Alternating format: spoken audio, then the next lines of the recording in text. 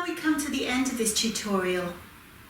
And just to give you an idea what you can do with making makeup, I've included all this makeup that I used on myself during this tutorial. For example, I did use the concealer on some blemishes, covered it up with liquid foundation, and then applied a powder foundation afterwards. This funny looking colours here is actually a green corrector, and I deliberately kept the colours separately because when you swirl the brush around, it does go on with a mild green tone, which is fantastic for covering redness. Around my eyes, I use this palette.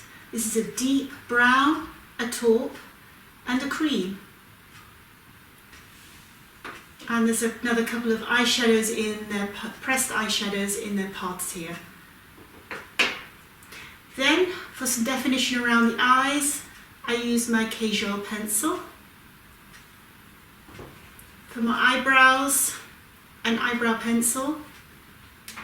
And then finally for my lips, I have this lipstick that I call Come Here, which is like a coral pink colour. And then I have another slightly pink colour in a different format here.